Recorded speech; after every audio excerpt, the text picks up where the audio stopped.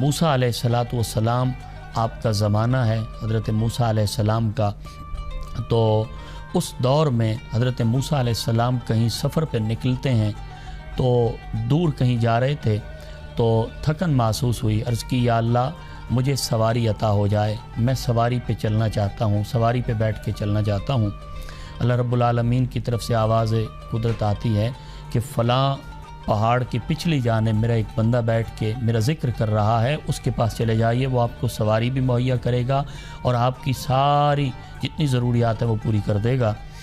تو حضرت موسیٰ علیہ السلام سفر فرما کے جب اس کے پاس پہنچتے ہیں تو وہ بیٹھ کے اللہ کا ذکر کر رہا ہوتا ہے، تو جب اس نے دیکھا تو وہ کھڑا ہو گیا، تو آپ کا استقبال کرنے کے بعد آپ کو بٹھایا کہ آپ کی تواضع کی جائے۔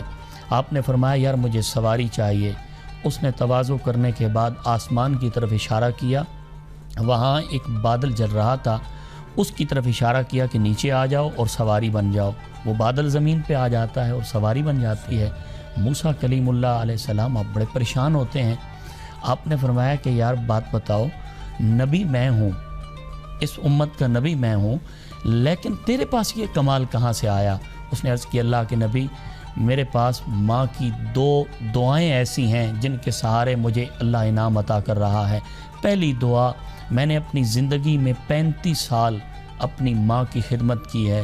ماں جب اس دنیا سے جانے لگی تو ماں نے سینے سے لگا کے کہا بیٹا بتا اس کا کوئی اجر، کوئی ایسا عمل جو میں تیرے لیے کروں تو تاکہ تیرا بدلہ ادا ہو جائے۔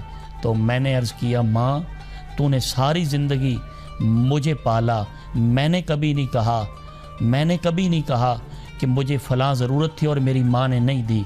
ماں آج تو کہہ رہی ہے میں نے تھوڑی سی تیری خدمت کی اور تو کہہ رہی ہے کہ اس کا بدلہ میں تمہیں دینا چاہتی ہوں۔ تو ماں نے کہا میں تمہیں 2 دعائیں دینا چاہتی ہوں۔